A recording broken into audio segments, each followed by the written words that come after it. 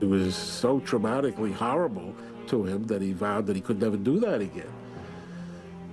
But then his mind went to work and he tried to figure out a different way to do it. At his next attempt, and all the ones to follow, Berkowitz would use a far more impersonal weapon. I became virtually a killing machine, just a machine of destruction. In the summer of 1953, Pearl and Nathan Berkowitz adopted a 3-day-old boy and brought him home to their small apartment in the Bronx. Little David was a blessing because the couple couldn't have children of their own. One of David's earliest memories was his parents telling him that he was adopted and that his real mother had died giving birth to him. Nathan Berkowitz worked 6 long days a week running a hardware store. Pearl was a homemaker who loved to show off her little boy.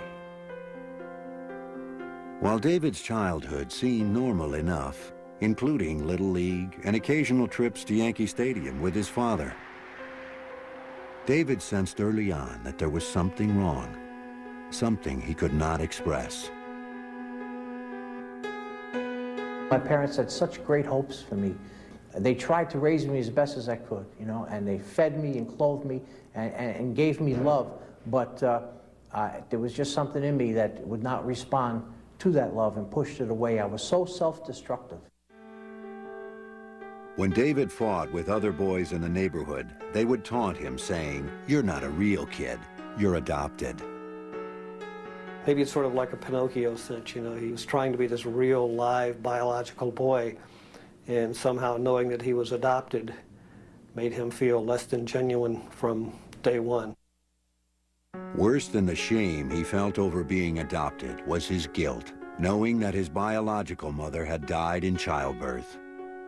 He would lie awake at night, fearing that his father was going to come and murder him in his bed because he had killed his biological mother. David's dark imagination was fueled by the many horror films he watched on television. He suffered from terrible nightmares, but was often too frightened even to speak about them. He would actually get in his closet, cover up with clothes and blankets that may have been in there, and stay there for hours, his family not even knowing where he was, tormented by these nightmares. Berkowitz hated school and would run home as fast as he could to be with his mother, whom he adored. She was only too happy to dote on her only child. David, in turn, secretly poisoned his mother's parakeet to eliminate what he regarded as a rival for her affections. She never suspected her little angel. Despite David's adoration for his mother, he could also be cruel to her. When David was 10, his mother took him to see a child psychologist, but it didn't help. David was a secretive child, and no one was allowed into his world. At the age of 13 in 1966, David had his bar mitzvah and read from the Bible in Hebrew. But the burden of his Jewish heritage only exacerbated his deep-rooted feelings of shame. "I'm not a proud Jew," he later wrote. "Jews are supposed to be honest, law-abiding, and respectful of parents. I am none of these. I am a disgrace." One night, shortly after his bar mitzvah, in a fit of adolescent rage, David said something cruel to his mother that he would have to live with for the rest of his life. She was on her way out to go to dinner, and he screamed at her, "I hate you, I hope you die." And essentially that was the last time he saw her alive. Unbeknownst to anyone, she was in the advanced stages of breast cancer and collapsed at dinner that evening. The only person he really felt close to in the whole world wasted away in the cancer ward and then died. David cried for days. I was a lot closer to my mom than I was to my dad. My dad, I mean, he had to work all the time, 6 days a week. It wasn't his fault. And then I had trouble, lots of trouble all through my youth, you know, emotional problems and things, mental problems. And when she died, of course, then I lost everything. David's loneliness intensified. He was extremely shy and blushed easily, especially around girls. He would ride his bike for hours, often to his mother's grave. He lingered in the cemetery, fascinated by the tombstones of people who died young. He wondered if the girls had been pretty. My dad used to cry and plead with me to come and talk with him. And he says, I don't even know you, you're my son, you're like a stranger. That's just the way I was. I don't know why, it was just these blocks that were up where I just didn't want to share nothing that was on my mind, nothing that was on my heart. I was a closed book, and that was that. Because of his chronic truancy, David barely graduated from high school.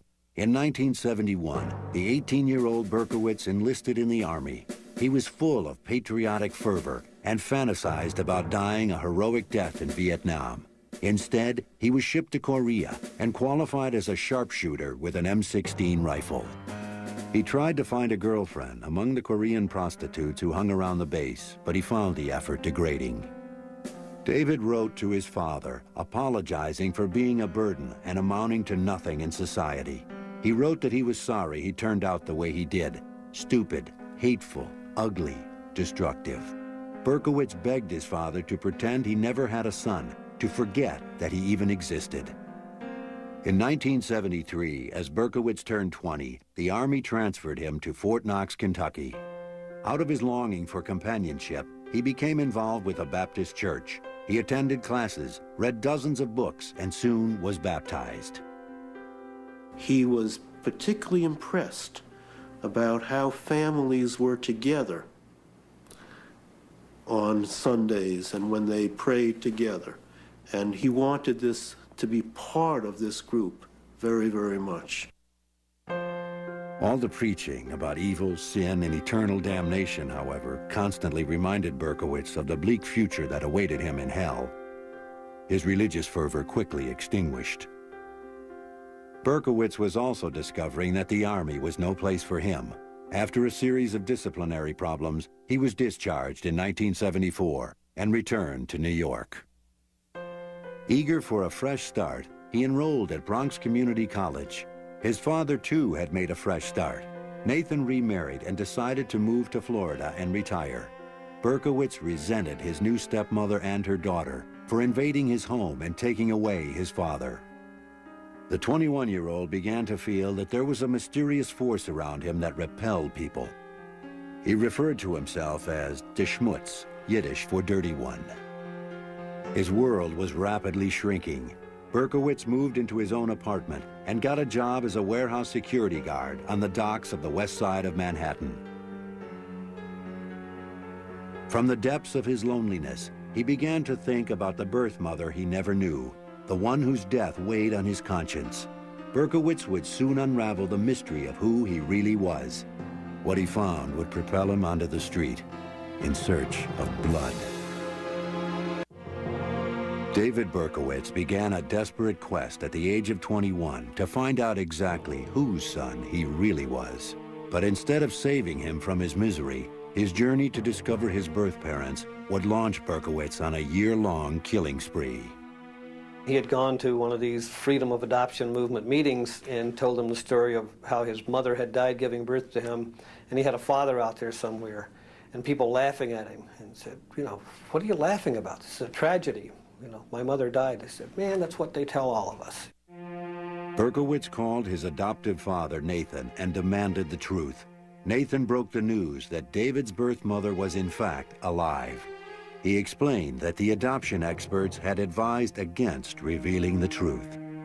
Berkowitz was stunned. In an instant, he was delivered from a lifetime of guilt. He had not caused his mother's death after all.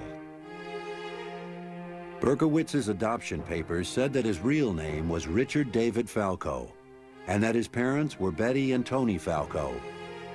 He searched for them for months, but he kept hitting dead ends. Frustrated and lonely, Berkowitz, who had tried during his Army years to find comfort in religion, now joined a cult of Satan worshippers. Berkowitz enjoyed the late-night rituals in the woods, the chanting, the drugs, and the opportunity to meet girls. He connected easily to the dark forces that the group worshipped. He even made a blood pact to serve the devil. I was chanting the names of Lucifer over and over, and I was calling out to him. I said, you know, son of the morning, and prince, my Lord, you know, come into me right now, take control of this vessel. And I felt like I was being emptied of my own personality, and that something else somehow was coming in. The group gave Berkowitz a sense of belonging to a family, and he eagerly accepted their mission. His other mission, to track down his biological parents, was finally accomplished after a year of searching. When he first spoke on the phone with his birth mother, Betty Falco, David's expectations soared. Berkowitz had fantasized about meeting a beautiful woman. What he found was a totally ordinary person, what he described as a nervous and frightened little woman. Betty apologized profusely for abandoning her little Richie. Berkowitz hid his disappointment and told Betty that he loved her and forgave her because he knew she must have had a good reason for giving him up. Betty revealed to David that Tony Falco wasn't his real father. Betty Falco had secrets too. Betty, a daughter of poor Jewish immigrants, had married Tony as a teenager. After they had a daughter named Rosalind, Tony left Betty for another woman. Betty had then begun a long affair with Joseph Kleinman, a well-to-do Jewish businessman who was married with 3 children. In 1953, David was born. Kleinman would not tolerate the embarrassment of an illegitimate child. Betty too felt guilty and ashamed and quickly made arrangements for an adoption. He learns at the moment of his imagined rebirth that he had intruded upon the lives of these 2 people who were simply together having sex. Berkowitz's relief over not having killed his birth mother quickly turned to anger. He later wrote, "Here I was, never wanting to be born in the first place, miserable, maladjusted, plagued with death fantasies, only to find out that I was unwanted, an accident after all." This moment of truth lit a fuse in Berkowitz, but he never let his feelings show. For a while, he even maintained a relationship with his half-sister and her 2 daughters, who called him Uncle Richie and would jump into his arms when he arrived for dinner. His sister seemed to be going out of her way to try to make up for all the things which he hadn't had, and as much as he wanted to believe it, he knew that it was false, that he was still this sort of counterfeit human being. He was adopted. Berkowitz's visits grew less and less frequent, then stopped altogether. He later wrote, "I was getting a very powerful urge to kill most of my natural family. I fought hard to keep these thoughts from becoming actions, so I just stayed away altogether." The 22-year-old Berkowitz mysteriously told his half-sister that he would never hurt her or her daughters. Instead, on Christmas Eve 1975, Berkowitz attacked a 14-year-old girl in the Bronx with a small knife. The rage David had managed to keep under control for so long was starting to crack through his quiet exterior. The attack was too close a physical encounter for the withdrawn Berkowitz. The girl fought back, screamed, and escaped. Berkowitz decided that next time he'd use a gun. That Christmas Eve, a serial killer was born.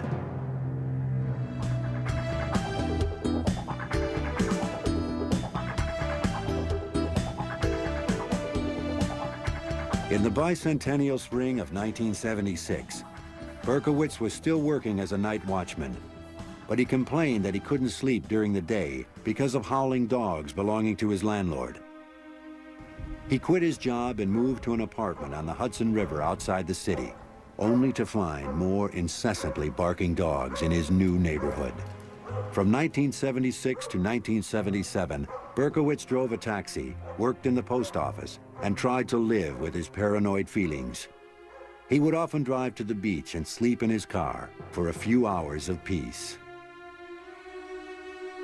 At the beach, David took long walks trying to sort out his scrambled mind. One day, he made a decision. As he later explained in a letter, "I was determined that I must slay a woman for revenge purposes." For all the suffering, mental suffering, they caused me. The 23-year-old Berkowitz paid a brief visit to his adoptive father in Florida. Nathan witnessed his son staring in the mirror, pounding his head with his hands. He tried to get David psychiatric help, but the young man refused, saying no one could help him, that it was too late. When Berkowitz left Florida, his vengeful fantasies grew more concrete. He drove to Houston to visit an old Army buddy who innocently helped Berkowitz buy a .44 caliber Bulldog revolver to protect himself, Berkowitz said on the long trip back to New York. Out of the darkness of his rage, the weapon was his final solution. In his tormented mind, the barking of the dogs became unbearable. With his anger and sexual frustrations mounting, it was just a matter of time before Berkowitz would express himself with his gun. The demons inside David Berkowitz were driving him to hunt the dark streets of New York City in search of a woman to kill. Only that would free him from his torment. On July 29, 1976, Jody Valenti was dropping off her friend Donna Loria in the Bronx. Berkowitz drove by and saw the two girls laughing and talking. He parked his car 2 blocks away and walked back. Then he circled the car at a distance, like an animal stalking its prey. Jody turned her head and saw Berkowitz's piercing eyes. She said, "Who's that?" As Donna turned to look, Berkowitz pulled his gun out of a brown paper bag and fired. In the silence that followed, Berkowitz was frozen. Jody pounded the car horn. Berkowitz popped out of his trance and ran. Donna's father burst out of the apartment building, screaming for help as he gathered his daughter in his arms. But she was already dead. Jody survived a bullet wound in her thigh and was able to give police a description of the killer. As Berkowitz fled in his 1970 yellow Ford Galaxy, he sang happily to himself. "I felt some peace," he later said. "While I didn't have a physical sexual orgasm, I certainly had a mental one. After a shooting, it was like I was walking on air." He didn't know if he had killed anyone until he read the New York Post that afternoon. After that, Berkowitz was out every week, cruising neighborhoods that bordered highways. In the fall of '76, he wounded 2 more young women, as well as a man who he probably mistook for a woman in the darkness. Donna DeMasi was shot in the neck. Joanne Lamino was paralyzed from the waist down. And Carl De Niro would end up with a metal plate in his head. Berkowitz was nervous during these first few attacks because he realized he was crossing over the greatest moral divide. "I was cognizant of finally being able to pass that point in which a human plays God," he would later confess. "I was anxious, excited, and tense." Berkowitz also got excited over the thought of being a hero. He fantasized about rushing into a burning building and saving women and children. On a frigid night in January 1977, Berkowitz, with his gun in his pocket, cheerfully helped some stranded teenagers push their car out of a snowbank. And yet, later that very same night, Berkowitz crossed paths with Wall Street secretary Christine Freund, who was in a parked car with her boyfriend. She was shot and killed. Her boyfriend was unharmed. Up to this point, police still had no clue that the murders were related. The detective assigned to Freund's case sent the bullets to the ballistics lab for analysis. I walked into the ballistics unit in the police academy. I met with George Simmons, and my purpose of going there was to meet him specifically, not his boss, not another ballistics detective, but him, because I had a lot of faith in him. And as I walked in, he said to me, "Joe, we have a psycho here." Simmons explained that he had seen the same bullets in 3 other shootings since July. He was convinced they all came from the same rare kind of pistol, but he couldn't prove it yet. The 5th attack took place on March 8th, 5 weeks after the murder of Christine Freund, and less than 100 yards away in Queens. Virginia Voskerichian, a college student, had come to the U.S. with her family from Bulgaria, and only a year before had been made an American citizen. It was 7:30 in the evening when she was walking home from classes. This guy walks up to her, and she sees the gun in the face and puts her school books in front of her. And he fires through the school books and puts a bullet in her brain. This time, police were able to match the bullets to the first murder. No one could deny that there was a serial killer on the loose. The police dubbed him the .44 caliber killer and braced for him to strike again. Panic seized the city. Women cut their hair short and dyed it blonde because they thought the killer was gunning for long-haired brunettes. I thought about the .44 caliber killer every day since it happened. I go to beauty school up the block, and most of the girls are wearing their hair up because they're afraid of the .44 caliber killer. They wear it up. One thing that I really don't do anymore is sit in parked cars. A month after Virginia was murdered, in April 1977, Berkowitz wrote his neighbor, Sam Carr, a very sober letter saying he would take legal action unless Carr took care of his howling dog. In this letter, Berkowitz revealed his longing for companionship, writing about a wife who didn't exist. He explained that he and his wife tried to take time off to be together. Just the two of us, he wrote, to sleep late, to make love, to read, etc. But the barking and the howling continued, and we had no peace. Berkowitz got no response from Sam Carr. The following week, he was on the hunt again. At 3 a.m. on April 17th, he was headed home when he saw two heads over the seat of a car. This was probably the worst night of my career. I was in charge of the nighttime detail. And we always felt, in investigating homicides, people are creatures of habit.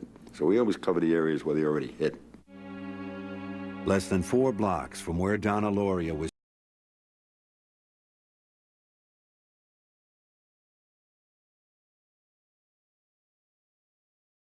fired. Valentina Suriani and Alexander Esau were both shot and killed instantly. The note Berkowitz had dropped at the crime scene was the first solid lead for the police. It said, "I am deeply hurt by your calling me a woman hater. I am not, but I am a monster. I am the son of Sam.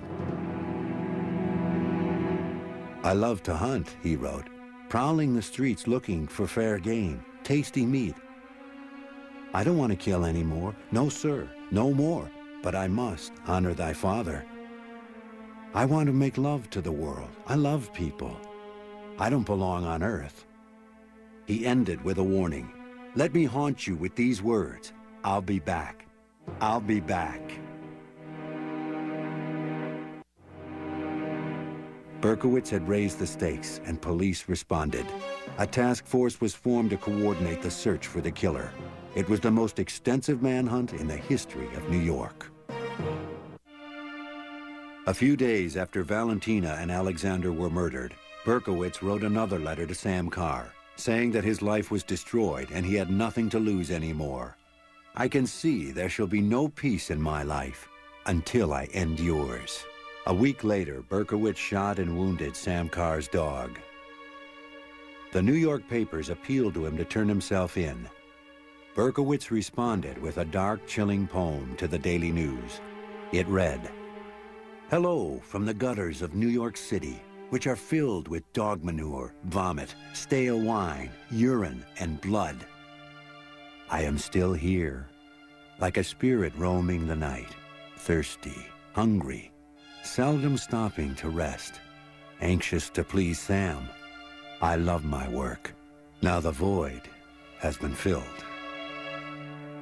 On June 26, 1977, Berkowitz staked out a disco in Queens. Sal Lupo and Judy Placido were wounded but survived. Because he was faceless, because he was coming out of the shadows, because he would strike from behind, everybody figured anywhere they were, this guy could be over the hedge or around the corner, waiting to get you. There was palpable fear in the hearts of people in the streets of the city at night. One man terrorized 16 million people. On July 31st, Stacy Moskowitz and Robert Violante went out on a date in Brooklyn. Before Stacy left, she and her sister joked that the odds of crossing paths with the son of Sam were 1,000,000 to 1. That night, Berkowitz was hiding in the park as Stacy and Robert parked their car. He watched them as they played on the swings. Back in their car, they were kissing passionately. Berkowitz fired 4 bullets into the passenger side window. He stood there mesmerized and then ran. Robert Violante lost one eye and was partially blinded in the other. Stacy Moskowitz lived for 39 hours and then died. What he was doing was manipulating, dominating, and controlling society. And now this insignificant nobody, someone who feels like he's one grain of sand on a beach with billions and billions of grains of sand, he is important, and he finally has arrived. It was only then that the son of Sam gave police the clue that would lead to his arrest. The night he killed Stacy Moskowitz, Berkowitz watched the police write him a ticket for parking his Ford next to a fire hydrant. A week later, he dutifully paid the ticket by mail. The police traced the license plate cited on the ticket to the name David Berkowitz. They quickly discovered that he had been sending harassing letters to a number of people, and that a man named Sam Carr claimed Berkowitz had shot his dog. Out of a pile of hundreds of tips and complaints from the public, Berkowitz's name appeared 3 times. On August 10th, 1977, a large team of detectives staked out Berkowitz's apartment. The end was anticlimactic. Berkowitz walked out of the apartment building with a brown paper bag and got into his car. A detective approached the car and told him to freeze. Berkowitz turned around and said, "Well, you finally got me." The officer asked, "Who do I have?" Berkowitz said matter-of-factly, "The son of Sam." On the seat next to him in a brown paper bag is the .44 caliber gun that did all the shootings. No resistance, no shootout, no nothing. There was a surreal feeling about it. We're finally putting a face to horror and terror. Facing the public for the first time, Berkowitz could not keep from smiling.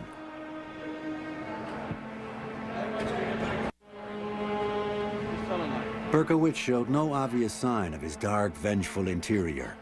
He was cooperative and polite.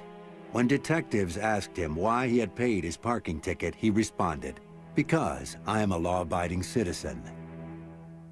At a news conference, Nathan Berkowitz, now 68 years old, expressed his grief for the families of the victims. So forth. Did you have any possible thought it might be David? No, I did not. Upon learning that it is allegedly he, what was your immediate reaction, and how did you get the news? I cried. I think that's enough, gentlemen, with respect to any further. Berkowitz said he had been ordered to kill by demons originating from his neighbor Sam Carr, who he claimed was the devil in human form. For 8 months, Berkowitz was held in a bare-tiled room in the prison ward of the Kings County Hospital.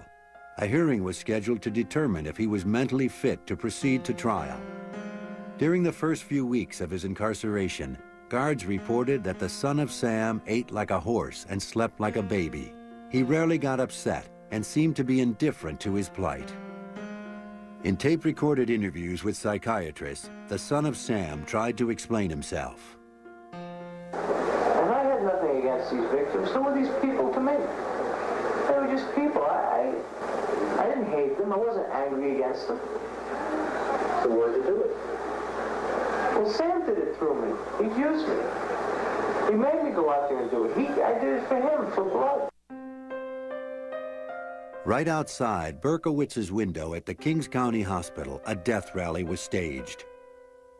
Many New Yorkers were filled with bitter hatred for Berkowitz, but none more so than the parents of the 6 murdered and 7 wounded young adults.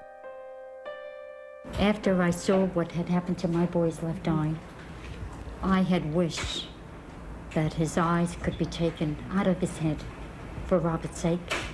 And I hope he lives a long time with this in his heart. And I hope he never has a minute's peace. Never. Never. Just once I want to get my hands around his throat. He took something from me.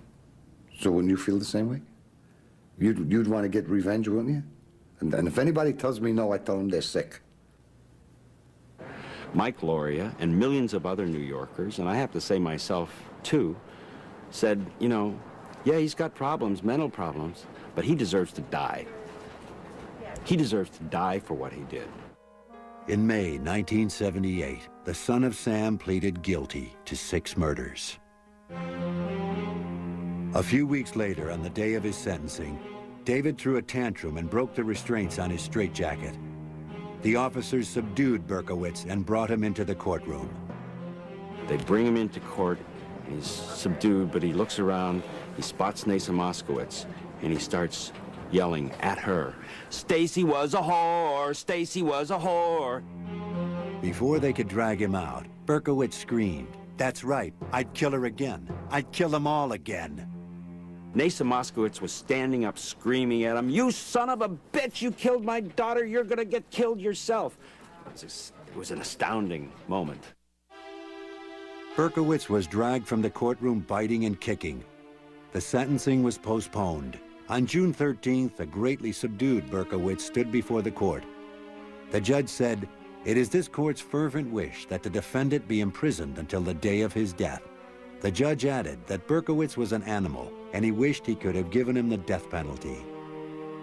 He was sentenced to 6 25-year-to-life consecutive terms and began his incarceration at the notorious Attica prison in upstate New York. The following year, in February 1979, Berkowitz announced that he had made up the story about the demons. At a press conference from Attica, he said he never heard voices, he was not insane, and he wanted nothing except to be left alone and to spend the rest of his life in prison. Later that same year, Berkowitz was almost killed by another inmate. Fearing retribution, Berkowitz refused to name his attacker. Following the attempt on his life, Berkowitz seemed to become more introspective about his crimes. He wrote in a letter that he did hate women, especially women who dance, he wrote, "I hate their sensuality."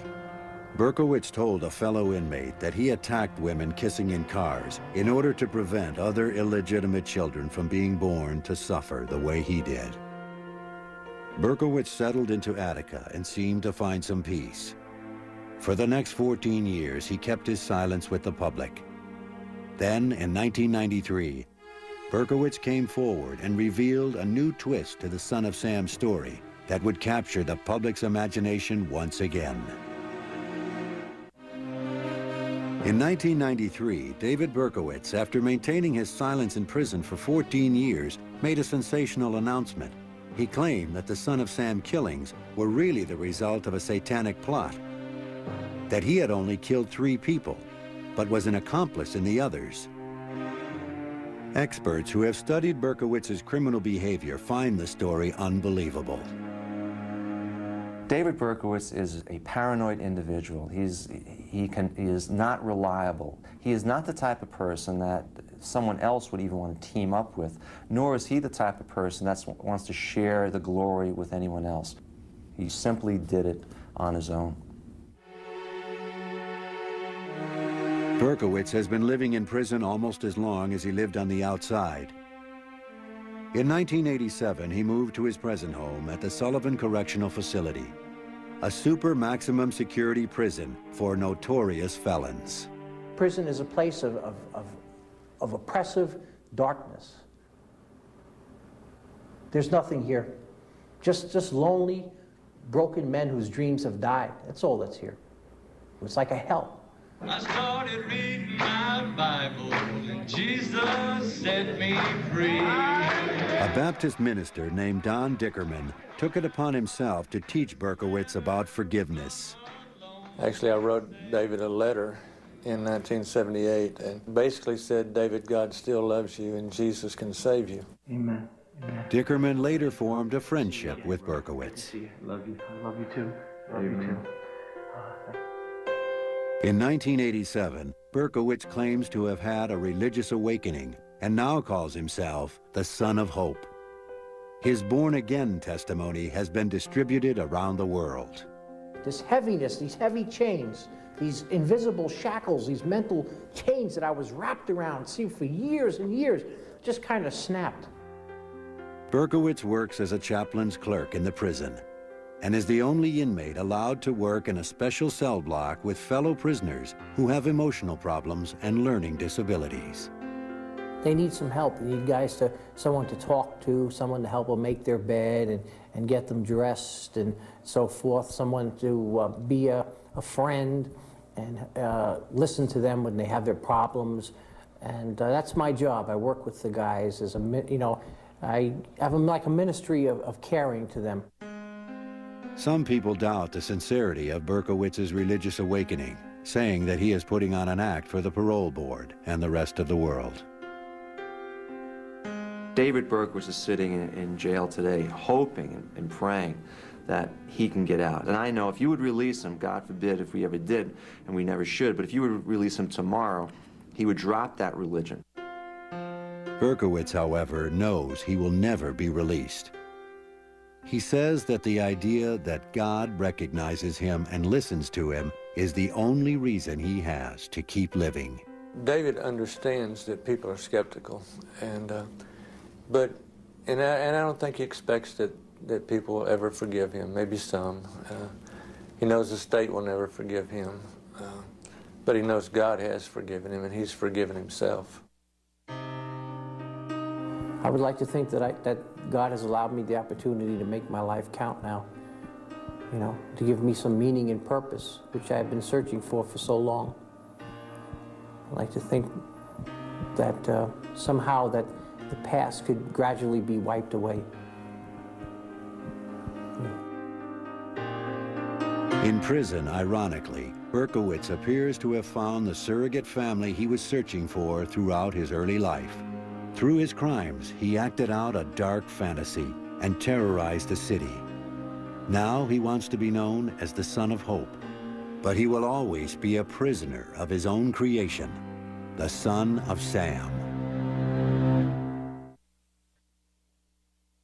Next, on Cold Case Files, he preyed on children. Once he was out of sight, he sexually assaulted both girls. Leaving little behind. I can't even find a trace of it. This community demanded answers. Years later, will this cold case get solved? There's a potential to solve them now.